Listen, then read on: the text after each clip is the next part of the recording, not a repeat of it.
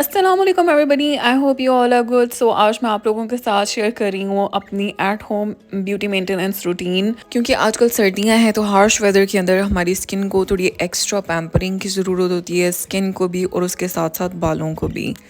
कुछ लोग ये चीज़ें मंथली करते हैं, कुछ लोग जो है वो वीकली करते हैं, कुछ लोग इसमें से काफ़ी चीज़ें जो हैं वो डेली भी करते हैं। तो सबसे पहले मैं यहाँ पे ले रही हूँ कोकोनट ऑयल और इससे मैं अपने बालों की जो रूट्स तो नहीं लेकिन एंड पे लगा लूँगी, क्योंकि मेरे बाल बहुत ज़्यादा ड्राई और ब्रिटल हो रहे थे।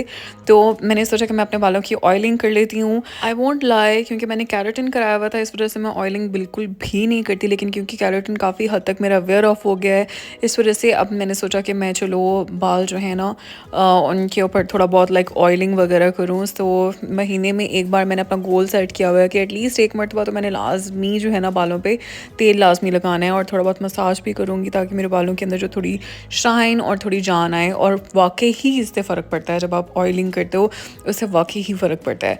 सो मैं यहाँ पे अपना टाइम ले रही हूँ अच्छे तरीके से। मैं रूट्स में भी और टिप्स पे भी जो है वो जो ये पैराशूट का कोकोनट ऑयल है ये लगा रही हूँ, क्योंकि मुझे यहाँ पे मेरे पास ऑर्गेनिक ऑयल नहीं है। लेकिन अगर आपको ऑर्गेनिक ऑयल मिलता है तो दैट इज़ द बेस्ट, आप वो यूज़ कर सकते हैं।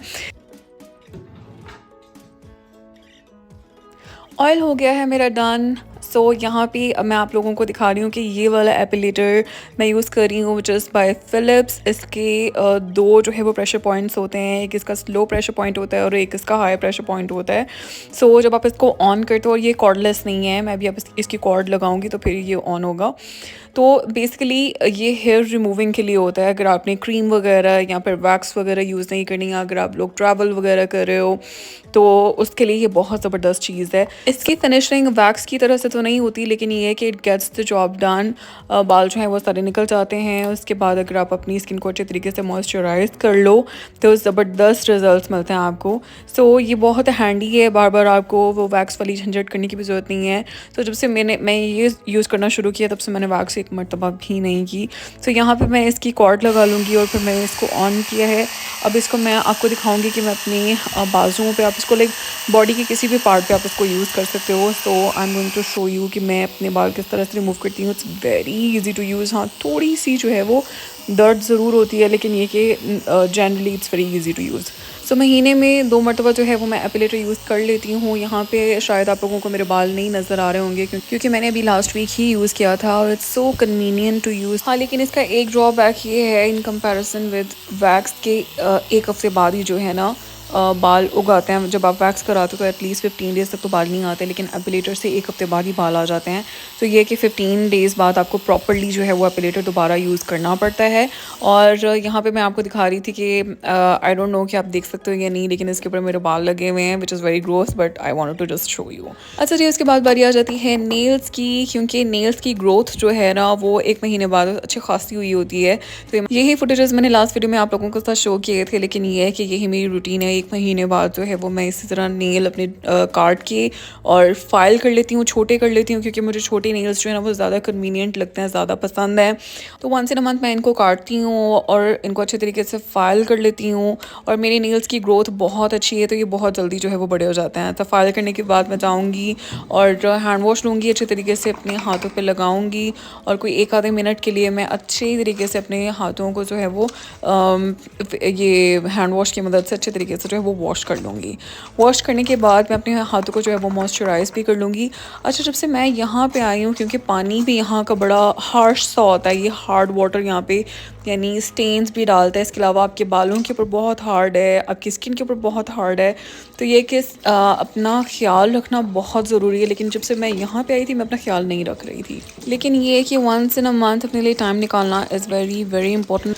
इस पॉइंट तक मुझे तेल लगाए हुए कोई 2 घंटे हो चुके थे। अब टाइम था शावर लेने का।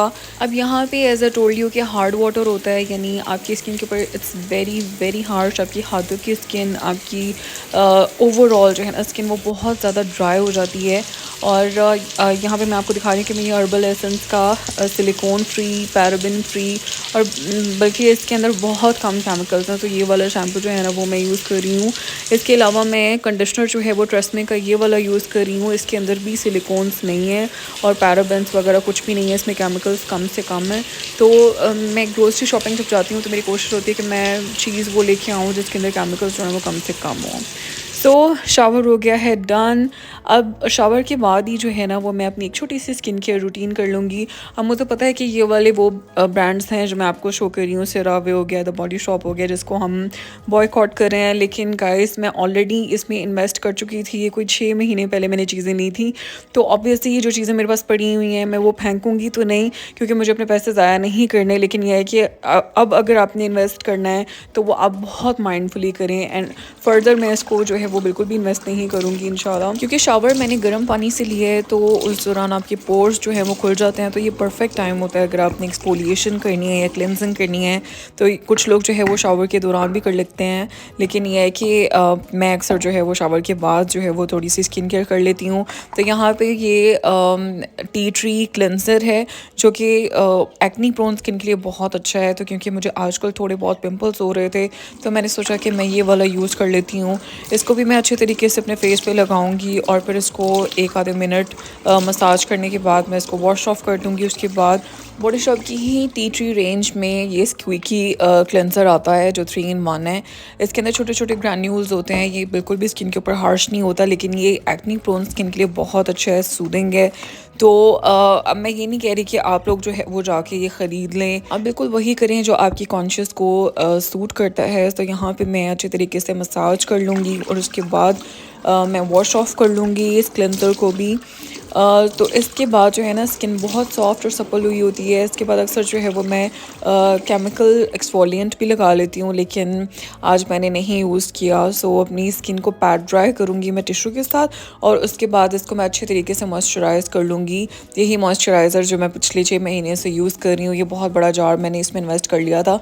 और ऑनेस्टली क्योंकि ये मेडिकेटेड है तो इसके अलावा मैं कोई भी मॉइस्चराइज़र अपनी स्किन के ऊपर लगाऊँ तो मेरी स्किन जो है ना वो ब्रेकआउट करती ही करती है। तो इसलिए मैं कोई और ऑप्शंस भी ढूंढ रही हूँ। अगर आपके माइंड में कोई है मेडिकेटेड ऑप्शन जो कि मुझे ब्रेकआउट ना करे तो वो मुझे नीचे कमेंट सेक्शन में ज़रूर बताइएगा। मैं अपनी स्किन को अच्छे से मॉइस्चराइज़ कर लूँगी। इसके बाद ये लिप स्लीपिंग मास्क है लैनेश का। ये बहुत ज़बरदस्त चीज़ है, इससे जो आपके ड्राई चैप्ड लिप्स हैं ना वो बहुत अच्छे सॉफ्ट प्लम्प हो जाते हैं। तो ये मैं लगाऊंगी। तो ये वाली सारी रूटीन जो मैं आपको दिखा रही हूँ तो आप सारी चीज़ें जो है वो डेली बेसिस के ऊपर भी कर सकते हो। इसके बाद जो है मैं ये हिमालय की क्रीम मेरे पास पड़ी हुई है, तो this I am going to use on my arms, क्योंकि मैंने आर्म्स को जो है वो मैंने बाल रिमूव किए थे। तो उसके ऊपर मॉइस्चराइज़र लगाना इज़ वेरी वेरी इंपॉर्टेंट ताकि आपकी स्किन सॉफ्ट हो जाए और वो बिल्कुल वैक्स वाली जो एक फ़ील है ना वो आ जाए। अगर आप मॉइस्चराइज़र नहीं लगाओगे तो वो वाली फीलिंग नहीं आएगी। प्लस ये है क्योंकि सर्दियाँ हैं तो मॉइस्चराइज़ करना इज़ वैसे ही वेरी इंपॉर्टेंट। मैं अपने पाँव जो हैं उनको बहुत ज़्यादा निगलेक्ट करती हूँ, बिल्कुल जो है मैं उनका ख्याल नहीं रख रही।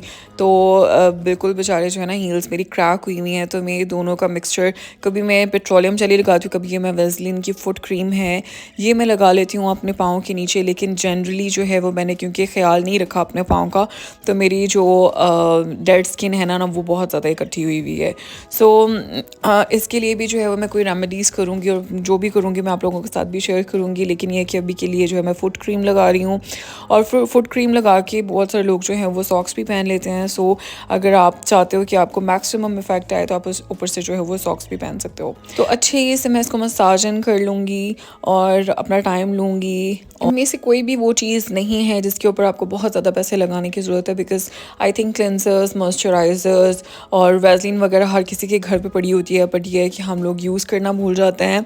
सो यहाँ पे पे जो है ना यूजुअली ऐसे होता है कि मैं मॉइस्चराइज़र वगैरह से पहले जो है वो मैं अपनी अपर लिप्स कर लेती हूँ, लेकिन मैं मॉइस्चराइज़ वगैरह कर चुकी थी। लेकिन अगर आपने कर लिया हो तो आप जो है वो जो पाउडर होता है बेबी पाउडर, आप वो अप्लाई कर सकते हो अपने अपर लिप्स पे, और उसके बाद आप जो है ना उसके ऊपर आप थ्रेडिंग करो तो बहुत अच्छे से सारे बाल निकल जाते हैं। तो ये है कि ये भी ऑब्वियसली 15 डेज़ में एक मरतबा करनी पड़ती है। और बहुत सारे लोग जो आईब्रोज बनाते हैं वो वंस इन अ मंथ जो है आईब्रोज भी प्लग कर लेते हैं, खुद से कर लेते हैं या फिर बाहर से जाके करा आते हैं। मैं अपने आईब्रोज नहीं बनाती क्योंकि मेरे आईब्रोज बहुत लाइट हैं, इस वजह से मैंने कभी छेड़ा ही नहीं है उनको, और उनको बिल्कुल भी ज़रूरत नहीं है ग्रूमिंग की। इस वजह से मुझे सिर्फ और सिर्फ जो है वो अपर लिप्स करने हैं। सो 5 मिनट के अंदर जो है वो मेरे अपर लिप्स जो है वो डन हो जाते हैं। अच्छा, जब भी आप ये वाली रूटीन कर रहे होते हो ना, you start to feel really good, क्योंकि आपने इतनी मज़े मज़े की क्रीम्स लगाई हुई होती हैं, आप इतना अच्छा मॉइस्चराइज और क्या कहते हैं बिल्कुल बेबीज़ वाला फील कर रहे होते हो। तो उसके बाद जाके मैं आराम से बैठ गई थी, साथ साथ मैं जर्नलिंग करी थी और साथ में मैं जो है वो अपना हॉट वाटर इंजॉय करी थी। और ट्रस्ट मी, इसके बाद मुझे इतना अच्छा nice and clean and refreshed feel हो रहा था। और ये आप लेट नाइट भी कर सकते हो, लाइक रात के टाइम अगर आप ये सारी चीज़ें कर लो और उसके बाद सो जाओ ना, तो बिल्कुल ऐसी नींद आती है जैसे बच्चों को नींद आती है ना, you will sleep like a baby. So this was my routine. आप लोग मुझे बताएं कि आप लोग मंथली बेसिस के ऊपर कौन सी चीज़ है जो बिल्कुल भी स्किप नहीं करते, जो साइलेंट व्यूवर्स है जो कभी भी कमेंट नहीं करते, लाइक नहीं करते। आप लोगों ने भी वीडियो अगर पसंद आई तो लाइक करना, कमेंट लाजमी करना है। आप लोगों ने अपनी ग्रूमिंग रूटीन बतानी है कि आप लोग कैसे करते हो, और जो मेरे रेगुलर व्यूवर्स हैं उन्होंने तो करना ही करना है बिकॉज मुझे सबके नाम याद हैं। सो यहाँ पे मैं बस थोड़ा सा टीवी इंजॉय करूँगी और this is it. Thank you so much for watching. अपना बहुत सारा ख्याल रखें, फ़िज़िकली भी मेंटली भी हर लिहाज से अपना ख्याल रखें, और मुझे दें इजाज़त। नेक्स्ट वीडियो में इंशाल्लाह मिलती हूँ। Thank you so much for watching. Take care and अल्लाह हाफ़िज़।